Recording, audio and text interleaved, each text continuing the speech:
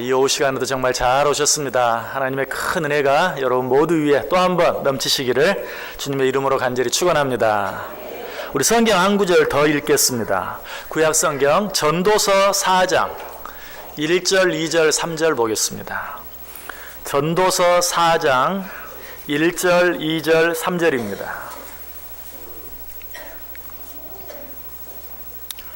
전도서 4장 1절과 2절, 3절 말씀. 자, 3절 말씀.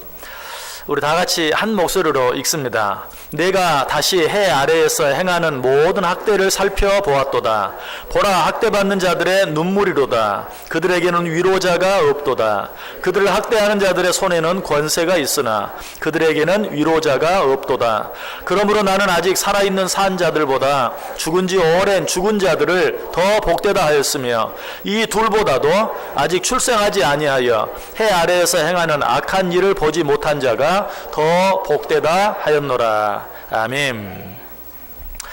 자, 전도서 4장에 있는 말씀 더 읽었는데요. 이 전도서 4장 앞에 있는 전도서 3장 말씀을 보면 이 세상에 정의가 없고 공의가 없다.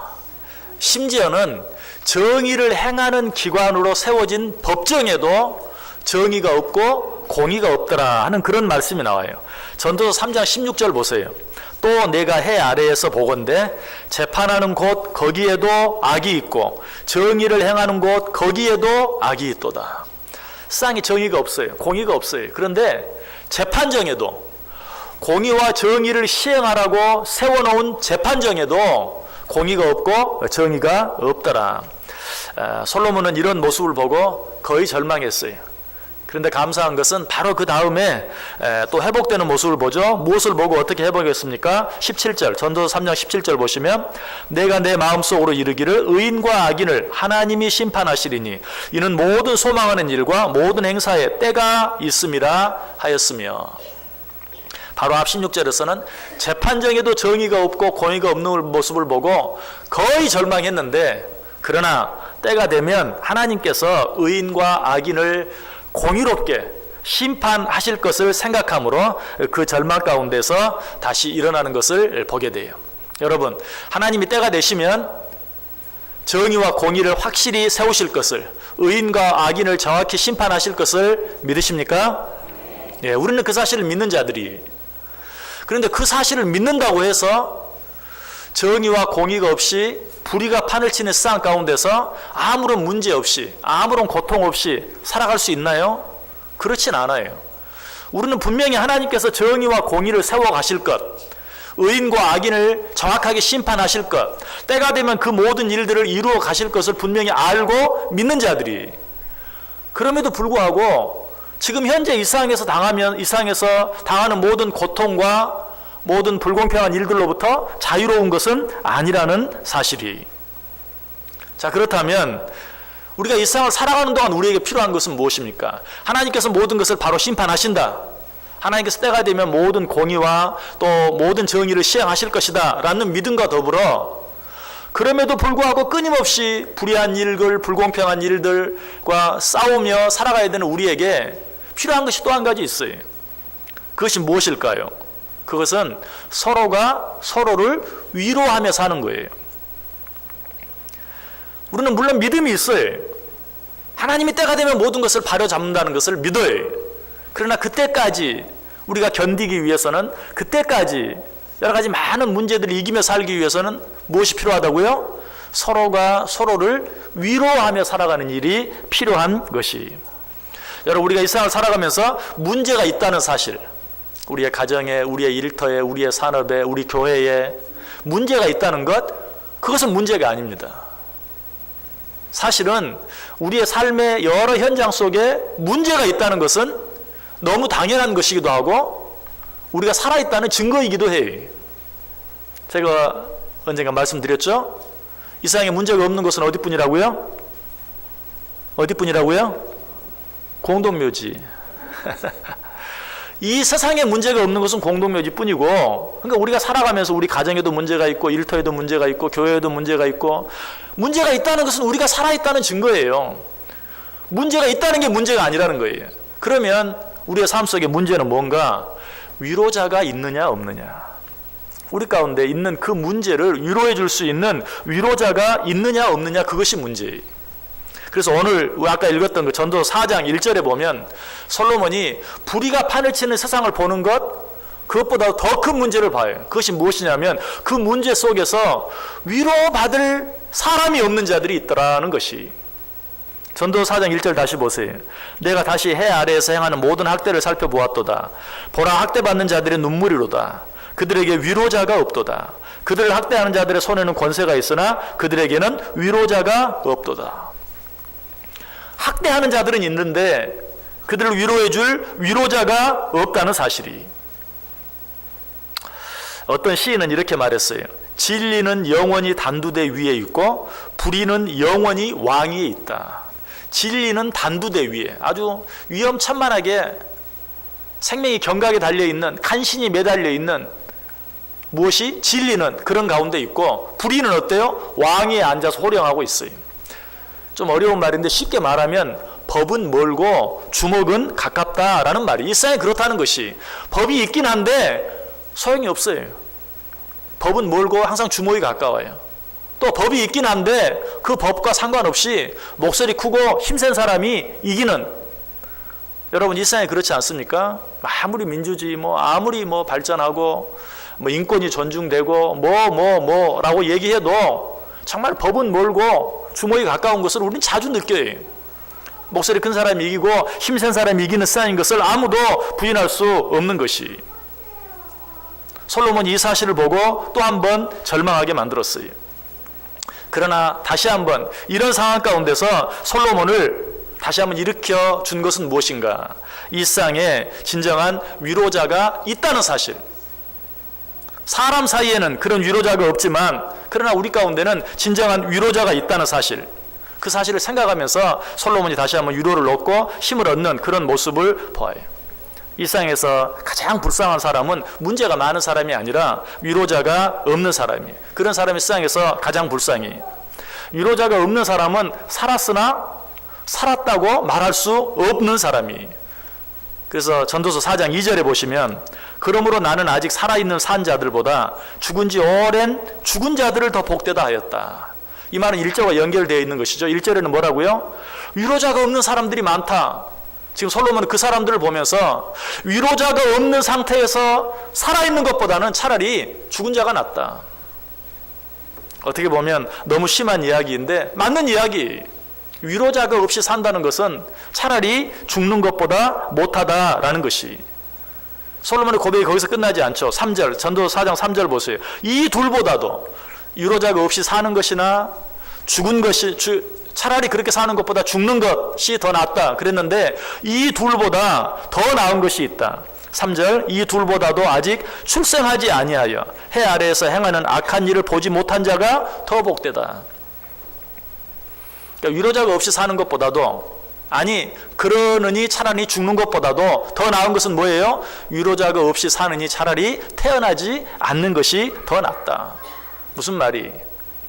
위로자가 없이 사는 것은 그야말로 가장 큰 불행이다. 우리에게 어떤 문제가 있는 것이 문제가 아니라 위로자가 없다는 그것이 가장 큰 문제이다. 자, 여러분에게는 위로자가 있습니까? 여러분 가운데 위로자가 있습니까? 예. 자, 여러분 가정을 한번 먼저 생각해 보세요. 먼저 우리 하나님 생각하기 전에 여러분의 가정을, 우리 가정에 위로자가 있는가? 한번 생각해 보세요. 자, 내 남편이 나에게 위로자가 되고 있는가? 내 아내가 나에게 위로자가 되고 있는가? 우리 부모가 나에게 위로자가 되고 있는가? 아니 우리 자녀가 나에게 위로자가 되고 있는가? 한번 생각해 보세요. 만약에 우리 가정에 그런 위로자가 없다면 우리는 참 불쌍한 사람이에요. 남편이 나를 위로해 주지 못하고, 아내가 나를 위로해 주지 못하고, 부모가 나를 위로해 주지 못하고, 자녀가 부모를 위로해 주지 못한다면 그 사람은 참 불쌍한 사람이다. 그런 가정은 늘 이렇게 말할 거예요. 이 문제만 없으면 우리 가정이 평안할 텐데, 이 문제만 해결되면 우리 가정이 정말 행복할 텐데. 그러나 그거 아니. 문제가 없어서 어떤 가정이 행복해지지 않아요. 문제가 없어서 어떤 가정이 평안해질 수 없어요. 왜? 이 세상 사는 날 동안은 문제가 계속해서 생겨요. 큰 문제, 작은 문제, 문제의 크기는 좀 다를지 모르고 그 문제가 발생하는 횟수는 뭐 좀 차이가 있을지 몰라도 이상 사는 동안은 문제가 있어요. 그러므로 이 문제만 해결되면 행복할 텐데 라는 그날은 절대 오지 않아요. 이 문제만 없어지면 평안할 텐데 그날도 오지 않아요. 우리 가정이 행복하게 되기 위해서는 어때요? 우리 가정 안에 위로자가 있어야 돼요. 남편이 아내를 위로하고 아내가 남편을 위로하고 부모가 자녀를 위로하고 자녀가 부모를 위로할 수 있는 위로자가 되어줄 때만 그 가정은 아름답고 행복한 가정이 될 수 있어요. 우리 교회는 어떨까요? 교회도 마찬가지. 교회는 문제가 없을까요? 천만의 말씀이죠. 제가 언젠가 여러분에 말씀드렸어요. 문제 없는 교회 혹시 있으면 저한테 소개해달라고. 지금부터 그 교회 가는 걸 기도 제목으로 삼고 갈 거예요. 문제 없는 교회가 있다면 저한테 제일 먼저 알려주세요. 문제 없는 교회가 없어요. 가정보다 교회가 문제가 더 많을까요? 적을까요? 많죠. 여기 벌써 수십 가정, 수백 가정이 모였는데 서너 사람이 서로 피를 섞고 살아가는 가정에도 문제가 있는데 생전 알지도 못한 사람이 한 군데서 모여가지고 신앙생활 하는데 왜 문제가 없겠어요? 가정보다 교회 안에 문제가 더 많은 게 당연한 것이. 그럼 문제가 없는 교회가 좋은 교회인가? 아니. 좋은 교회는 문제가 없는 교회가 아니고 그런 교회는 없어요. 위로자가 많은 교회가 좋은 교회예요.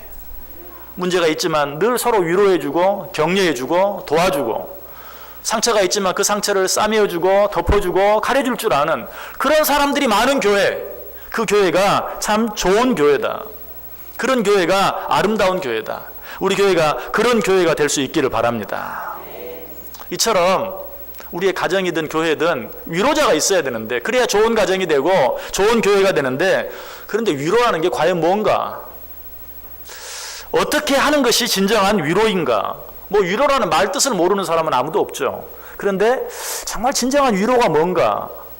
어떻게 하는 것이 진정한 위로인가? 라고 여러분에게 묻는다면 여러분들이 마음속으로 대답해 보세요. 아, 위로가 뭔가? 어떻게 하는 것인가? 진정한 위로가 어떤 것인가? 어떻게 해야 진정으로 누군가를 위로할 수 있을까? 그 답이 얼른 생각나지 않을 수도 있어요. 여러분, 위로가 무엇입니까? 몇 가지 이야기들을 통해서 한번 위로가 무엇인지 한번 생각해 보려고 그래요. 인도가 영국의 식민지 하에 있을 때 정말 그 인도 국민들이 얼마나 힘들고 어려운 시간을 보냈는지 몰라요. 간디가 길을 가고 있는데 어떤 한 할머니가 땅바닥에 쓰러져서 눈물을 흘리고 울고 있어요. 그때 간디가 그 옆에 조용히 이렇게 쭈그리고 앉아서 주머니에서 손수건을 꺼내서 그 할머니의 눈물을 닦아두며 내가 더 많은 사람들의 눈물을 닦아주고 싶은데 내가 손이 모자랍니다. 여러분, 근데 간디가 한 이 말이 인도 전역에 퍼졌어요. 내가 더 많은 사람들의 눈물을 닦아주고 싶은데 내 손이 부족합니다. 이것이 사실은 인도 독립의 큰 힘이 되었다고 그래요. 간디가 했던 그 말 한마디, 어찌 보면 뭐 특별한 말도 아닐 수 있어요. 무엇을 준 것도 아니.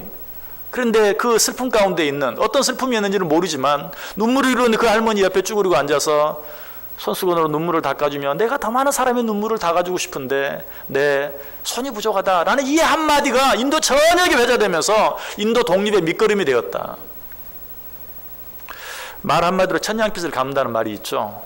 여러분, 위로는 말로부터 시작하는 것이. 너무 어렵게 생각하지 마세요. 내 코가 썩지 않는데 내가 누굴 위로해? 내가 가진 것이 있어, 힘이 있어, 뭐가 있어? 내가 어떻게 다른 사람을 위로하겠어? 여러분, 위로는 정말 속된 말로 미천 하나 들지 않는 말로부터 시작되는 것이. 그럼 얼마든지 우리 말로 다른 사람들을 위로할 수 있어요. 말로도 미천 하나도 들지도 않는 말로도 다른 사람을 위로할 수 없다면 그 사람은 어떤 것으로도 다른 사람을 위로할 수 없어요. 아무리 많은 것을 가지고 있어도 그 사람은 남을 위로할 수 없어요. 여러분, 정말 남을 위로하는 위로자가 되길 원하십니까? 먼저 말로 다른 사람을 위로하기 위해서 애써보세요. 또 설령 여러분 가운데는 좀 말을 잘 못하는 분도 있고 또 입이 너무 무거운 분도 있고 있을 거예요. 그러나 그런 분이라 할지라도 이 시간에 내 주위에 힘들어하는 사람이 있다면 내가 어떤 말로 저 사람을 위로할까?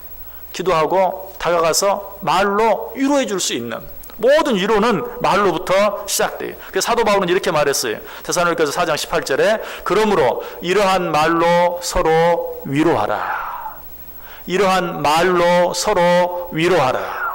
여러분 가운데 남을 위로하지 못할 사람 아무도 없어요. 여러분 가운데 남을 위로하지 않아도 되는 사람 아무도 없어요. 말로 다른 사람들을 위로할 수 있어야 돼요. 자, 이것과 더불어서 또 한 가지 우리가 남을 위로할 수 있는, 이것도 그렇게 어려운 방법이 아니, 또 한 가지 방법이 있어요.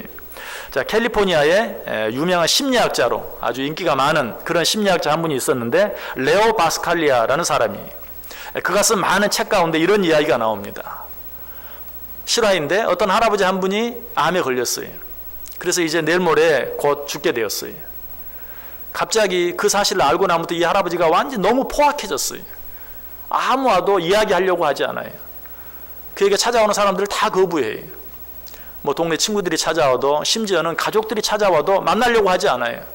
억지로라도 들어가면 그냥 큰 소리가 나오고 금방 싸우고 막 집어 던지고 하는 것이, 의사들에게도 간호사들에게도 마찬가지, 목사도 예외가 아니었어요. 들어가서 기도해 주기를 원했지만 거부하고 받아주질 않아요. 그런데 조그만 꼬마 하나가 찾아왔어요. 평소에 길거리에 다니면서 그 할아버지랑 이렇게 이야기도 하고 인사도 하고 가깝게 지냈던 그런 조그만 꼬마 아이. 저는 그 이야기를 보면서 나 홀로 집에 나오는 그 할아버지와 조그만 꼬마가 생각이 나요. 아마 그런 관계가 아니었을까. 이 아이가 할아버지 한번 보고 싶어요. 뭐 가족들은 아이고 뭐 누가 와도 소용이 없는데 네가 들어간다고 받아주기나 하겠냐. 한번 들어가 보아라.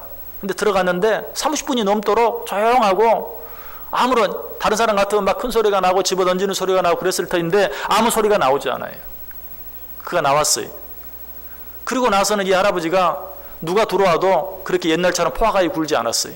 조용히 이야기하고 누구든지 만나서 이야기 대화를 하고 나오고. 사람들이 그 할아버지의 변화를 보고 너무 궁금했어요. 그 꼬마가 다녀간 뒤에 그랬는데 이 꼬마가 도대체 뭘 어떻게 했길래. 그 꼬마에게 물었어요. 너 할아버지 들어가서 뭐 어떻게 했니? 저 아무것도 안 했어요. 그냥 할아버지 손 잡고 같이 울었어요.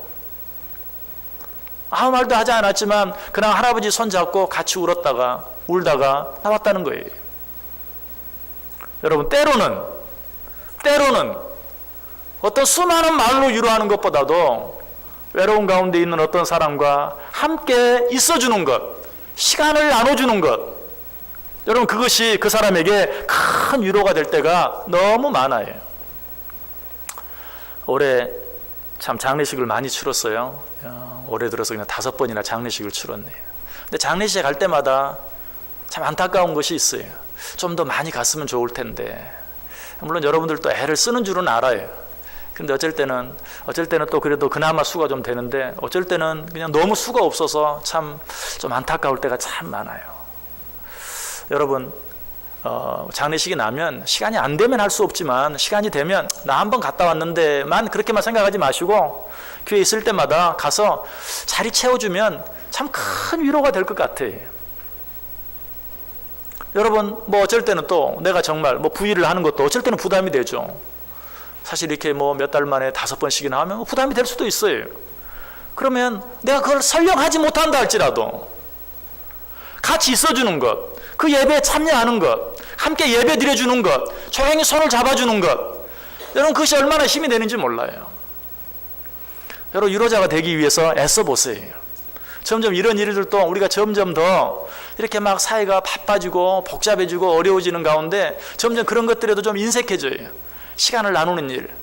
물론 아까도 말씀드렸지만 우리 삶이 그렇게 바빠졌다는 것 이해해요. 그러나 우리가 조금 더 애를 쓸 수 있어야 돼요. 함께 시간을 같이 하는 것, 같이 있어주는 것, 그것이 정말 그들에게 큰 위로가 될 수 있다는 사실이. 자, 이처럼 말로 어쩔 때는 그냥 같이 있어주는 것으로 우리는 상대방을 위로할 수 있다. 자, 이것도 남을 위로하는 방법이 전부가 아닙니다. 또 한 가지 방법이 있어요. 이것도 그렇게 또 어려운 것은 아니에요. 이야기는 전에 한번 드린 적이 있습니다. 미국 인디애나주에 있는 작은 마을에 살고 있던 15살 소년, 뭐 중학교 한 2학년, 3학년 되는 아이죠. 이 아이도 역시 뇌종양이 생겨서 뇌수술을 받았어요. 뇌수술을 받으면 어때요? 머리를 다 밀게 되죠. 머리를 다 밀었는데 이 아이가 뭐 뇌종양 때문에 뇌수술을 받았다는 그것도 힘든 일이지만 이 사춘기 나이에 머리를 팍팍 밀고 이제는 학교를 갈 수 있는 때가 되었는데도 나 이런 상태로는 학교를 갈 수 없다. 부끄러워서 수치스러워서 학교를 가지 못하는 거예요. 학교를 안 가려고 해요. 이 말을 학교 친구들이 들었어요. 그리고 어떻게 합니까? 자기들도 다 부모 허락을 받고 선생님에게 얘기해서 삭발을 하는 그 반 아이들이 삭발을 다 했어요. 이 말을 듣고 전교 아이들이 또 머리를 다 같이 밀었어요. 이 소식을 들은 이 브라이언이라는 이 아이가 용기를 얻고 정말 학교에 나가서 그 아이들과 함께 공부를 했다라는 그런 이야기. 자, 여기서 우리는 위로의 또 한 가지 모습을 보게 되는데 그 위로는 어떤 모습입니까? 같은 처지가 되어주는 거예요. 같은 형편이 되어주는 거예요. 저 사람이 있는 그 형편과 그 처지에 나를 맞춰주는 것이, 여러분 그렇게 하면 그것 자체가 큰 위로가 돼요.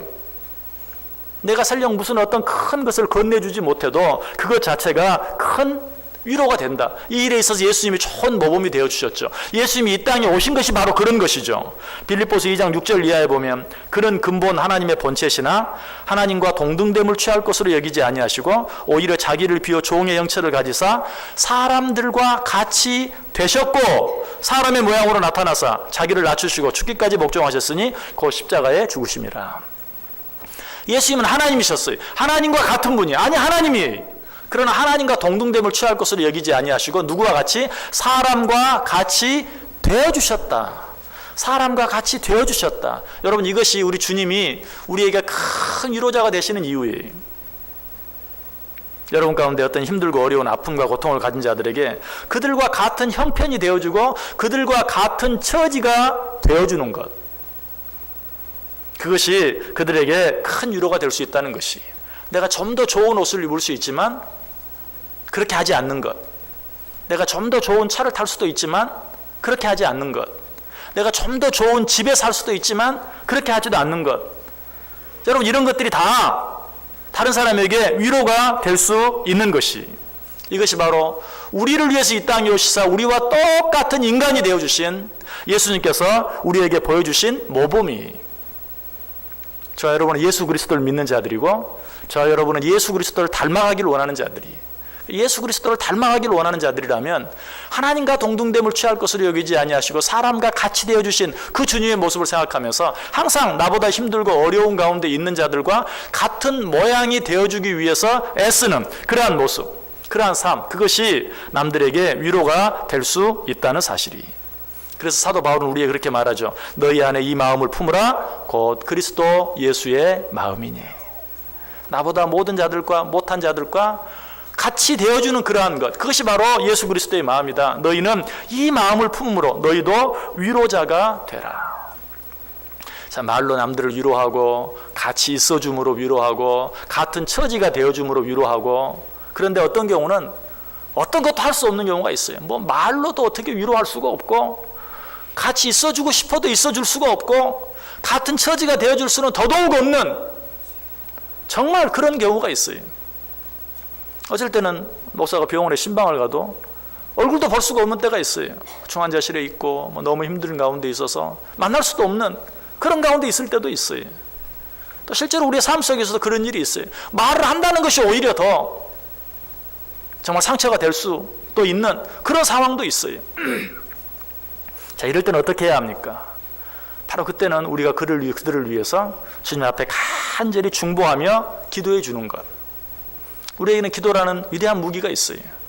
기도는 나 혼자 하는 것 같지만, 그 사람이 없는 가운데서 나 혼자 하는 것 같지만, 기도에는 어떻게 보면 내가 말로 하는 것보다, 또 내가 그 사람과 함께 있어주는 것보다, 어쩔 때는 또 그 사람과 같은 처지가 되어오는 것보다 더 큰 위로가 될 때도 있어요. 물론 이 말씀을 들으면서 기도가 앞에 말로 위로하고 같이 있어주고 같은 처지가 되어주는 것을 하지 않는 핑계가 되면 절대 안 돼요. 제가 분명히 말씀드렸어요. 그렇게 하고 싶어도 할 수 없는 그런 처지가 있다는 것이, 그럴 때는 정말 간절한 마음으로 중보하며 기도할 수 있어야 돼요. 빌립보서 4장 6절 7절에 뭐라고 말합니까? 아무것도 염려하지 말고 오직 모든 일에 기도와 간구로 너희 구할 것을 감사함으로 하나님께 아뢰라. 그리하면 모든 평강에 뛰어난 하나님의 평강이 그리스도 예수 안에서 너희 마음과 생각을 지키시리라. 여러분, 그런데 여러분, 내가 누군가를 위해서 기도하면 그것이 그 사람에게만 평강이 주어지는 것이 아니라 나의 마음까지도 평안하게 해요. 다른 사람을 위한 중보 기도에는 그런 힘이 있어요.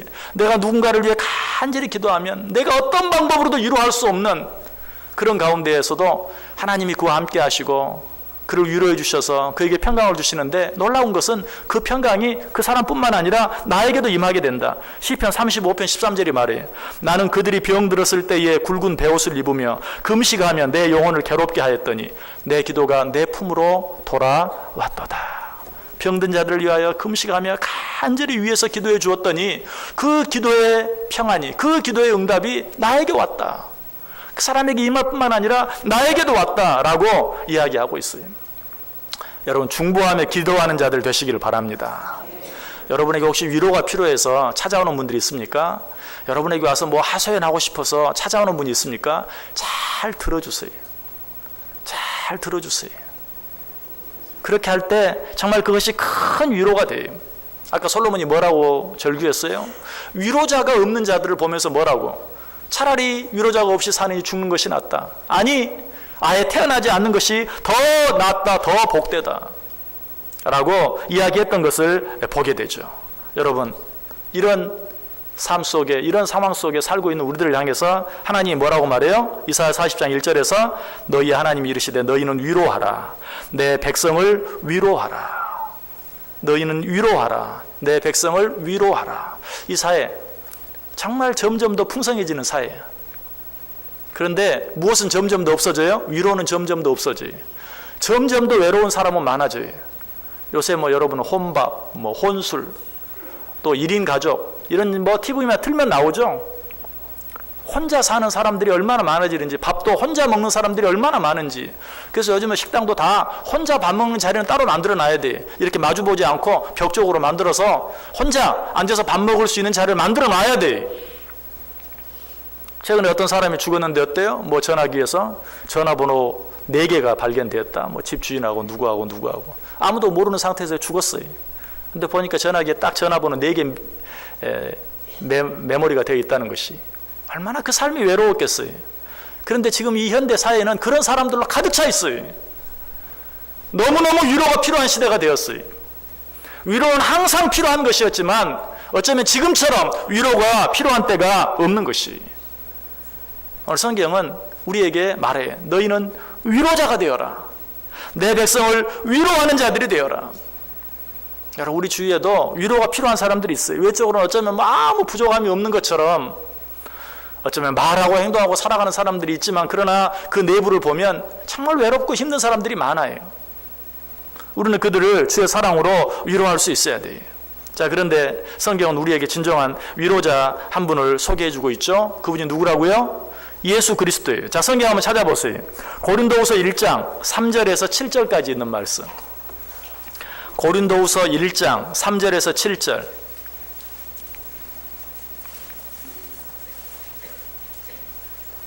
고린도후서 1장 3절에서 7절.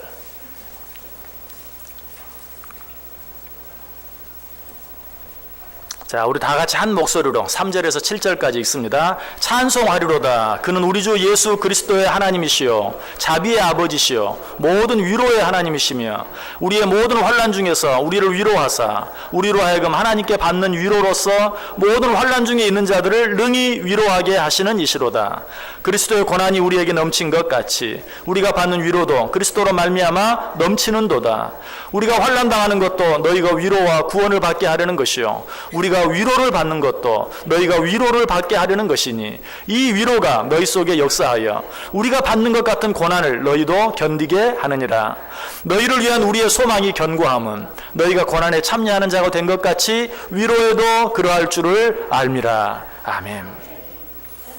우리에게는 참 위로자가 있어요. 어떤 분? 예수 그리스도. 고린도후서 1장 3절에 말해요. 찬송하리로다. 그는 우리 주 예수 그리스도의 하나님이시요 자비의 아버지시요 모든 위로의 하나님이시다. 자, 그런데 우리는 그 하나님을 믿는 자들로서 우리도 남들을 위로하는 자가 되어야 한다. 그런데 이 남들을 위로하라는 방금 읽은 그 말씀을 자세히 보면요, 남을 위로함으로 내가 위로받는다고 말하고 있어요. 여러분, 위로를 받는 것만 위로가 되는 게 아니고 남을 위로할 때 내가 위로를 받게 된다는 것이. 여러분, 위로받기 원하십니까? 남을 위로해 보세요. 남을 진정으로 위로할 때 그 위로가 나에게도 넘친다. 중보기도와 똑같아요. 다른 사람을 위해 진심으로 기도할 때 그에게만 평강이 미치는 것이 아니라, 그에게만 기도의 응답이 미치는 것이 아니라 나에게도 평강이 미치고 나에게도 기도의 응답이 되는 것처럼 위로 자체가 그래요. 남을 위로할 때 그것이 나에게도 위로가 돼요. 놀라운 비밀이에요. 우리가 여러분 수단 가운데서 위로받으며 살기를 원한다면 남을 더욱더 위로할 수 있어야 돼요. 그래서 고린도후서 1장 6절 끝부분에 이 위로가 너희 속에 역사하여 우리가 받는 것 같은 고난을 너희도 견디게 하느니라. 우리에게는 많은 문제가 있어요. 우리 이 문제와 더불어 살아야 돼. 이 세상 사는 동안 문제와 상관없는 삶을 살 수가 없어요. 이 문제 많은 세상 가운데서 어떻게 늘 그 문제를 이기며 살아갈 수 있는가? 남을 위로하며 사는 것. 그렇게 할 때 그것이 나에게 위로가 되고 그것이 나로 하여금 다른 모든 문제들을 이길 수 있는 힘이 되어진다. 위로는 이처럼 중요한 것입니다. 자, 그런데 오늘 이제 이 본문 가운데 참 우리에게 좋은 모범이 되는 위로자가 나오죠. 오늘 읽어주신 사도행전 16장 말씀. 그 위로의 주인공이 누구죠? 루디아예요. 루디아예요. 자, 바울과 디모데가 아시아에 가서 복음을 전하려고 했어요. 그런데 갑자기 환상을 보게 됩니다. 마게도냐로 와라. 그래서 갑자기 계획을 변경해서 마게도냐로 갔어요. 가보니까 어때요? 아니, 하나님께서 환상을 보여주셔서 오라고 했으면 뭐 그래도 좀 나름대로 준비가 되어 있을 줄 아는데 아무런 준비가 되어 있지 않아요. 안식일에 나가봤는데 기도할 기도처 한 군데도 없어요. 바울과 디모데는 어찌할 줄을 몰랐어요. 어떻게 해야 되는가? 그때 누가? 자주장사 루디아가 그를 자기 집으로 인도해 드리면서 자기 집을 기도처로 사용할 수 있도록 내놓는 그런 모습. 15절에 나오죠. 그와 그 집이 다 세례를 받고 우리에게 청하여 이르되 만일 나를 주 믿는 자로 알거든 내 집에 들어와 유하라 하고 강권하며 머물게 하니라. 루디아의 모습이 뭐 바울과 디모데가 우리 좀 당신 집 좀 쓸 수 있습니까? 뭐 쓰시든지요. 이게 아니에요. 바울과 디모데는 뭐 그런 말 하지도 않았는데 네가 나를 주를 믿는 자로 알거든, 주 안에서 한 형제 된 자요 자매 된 자로 알거든 우리 집에 들어와서 우리 집을 기도처로 써달라라고 강권했다고 이야기하고 있어요. 갑자기 마게도냐로 와서 어떻게 해야 될지 알지 못하는 바울과 디모데에게 이 루디아의 태도, 자기의 것을 내어놓고 나누어 주며 그것을 함께 하자고 강권하는 이 루디아의 모습이 얼마나 큰 위로가 되었겠어요. 여러분, 루디아는 위로의 대명사예요. 오늘 우리 루디아 여전대회가 특성을 하는데 참 든든해. 루디아 여전대회는 다른 여전대회인데 제가 뭐 비교하는 건 아니고요. 항상 좀 든든해요. 죄송합니다. 여러분은 안 그렇습니까? 언니 같아요. 언니들 같아요. 든든한. 그래서 뭐 교회에서 무슨 행사를 하든지 심지어 뭐 금요 가족 부흥회 같은 걸 해도 루디아가 한다. 루디아 주관이 걱정이 안 돼. 오늘 뭐 특성도 말씀 많이 할 거고 뭐 다. 근데 죄송한 말씀인데 밑으로 내려가면서 조금씩 덜해요. 근데 이제 저는 그걸 뭐 참 안타까운 게 뭐냐면, 안타까운 게 아니라 걱정이 되는 게 이게 우리 교회의 미래가 아닌가 이런 생각이 들면서 사실 걱정이 되기도 하고 안타깝기도 하고 그래요. 여러분 뭐 사실 그 밑에 다 잘해요. 우리 뭐 한나의, 마르다, 마리아, 에스더, 드보라 다 잘하는데 정말 저만 그런지 몰라요. 조금씩 점점 더 정말 우리가 앞으로 갈수록 더 잘하기 위해서는 아래로 갈수록 더 열심을 내고 잘할 수 있어야 돼요. 자, 그 일을 위해서 루디아 여전대가 더 잘해야 돼요. 뭐가 돼야 돼요? 위로자가 돼야 돼요. 오늘 이렇게 든든한 그 모습을 가지고 후배 우리 여전대 회원들 등을 두들겨주고 힘들 때마다 격려해주고 이끌어주고 더 열심히 할 수 있도록 지도해주고 그 일이 필요해요. 루디아 여전대 이제는 이렇게 생각할 때가 됐거든요. 뭐 이제 다 됐어. 이제 요거 조금만 몇 년만 더 하면 돼.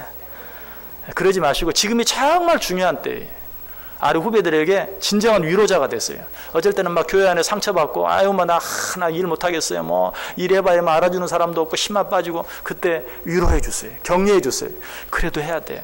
정말 교회 일을 하는 것, 정말 교회 안에서 열심히 봉사하는 것 얼마나 힘이 되고 위로가 되는 줄 몰라. 우리가 그렇게 할 때 정말 하나님이 우리 가정 지켜주시고 우리 교회 축복해 주시고 우리 지금까지 그렇게 살아왔어. 그런 말들로 위로해 주고 격려해 줄 수 있어야 돼. 이것이 우리 루디아 여전대 회원들의 몫이에요. 그렇게 되기만 하면 글쎄요, 뭐 지금은 조금씩 모자란 건 괜찮아요. 왜? 올라오면 더 다 잘할 거니까. 그렇죠? 그런 진정한 위로의 선배들이 다 될 수 있어야 된다는 것이 오늘 루디아 예전도 회원들 아까 말로 위로한다, 같이 있어준다, 같은 처지가 되어준다. 근데 루디아는 어때요? 자기의 것을 다 내어주면서 위로했어요. 자기의 것을 다 내어주면서 이것 내가 가진 것인데 당신 마음대로 써! 나눠주면서 위로했어요. 얼마나 큰 위로가 되었겠어요. 정말 이제는 나눠주면서 베풀어주면서 언니답게 격려하고 위로하고 사랑할 때 우리 교회가 정말 아름다운 교회예요. 그래서 루디아 아래 다른 모든 기관들도 지금 우리 루디아 예전대보다 더 멋지고 더 아름다운, 그래서 우리 교회는 정말 소문난, 문제가 있을 수 있지만 그 문제보다 위로가 넘쳐서 어떤 문제가 있어도 전혀 두려워하지 아니하고 오히려 기쁨과 감사가 넘치는 아름다운 교회 되어줄 수 있기를 주님의 이름으로 간절히 축원합니다. 기도하겠습니다. 하나님 감사합니다. 루디아 예전대 헌신 예배를 드리게 하시니 감사합니다. 루디아를 통해서 참 위로자의 모습을 보게 하시니 감사합니다. 우리 루디아 예전대 회원들 진정한 위로자가 되어서 모든 후배 예전대 회원들, 우리 온 성도들 위로할 수 있는 기관, 위로할 수 있는 회원들 되게 하여 주옵소서. 그들의 위로로 말미암아 우리 교회가 항상 평안하게 하시고 기쁨이 넘치게 하시고 감사가 넘치게 하여 주옵소서. 예수님의 이름으로 기도드리옵나이다. 아멘.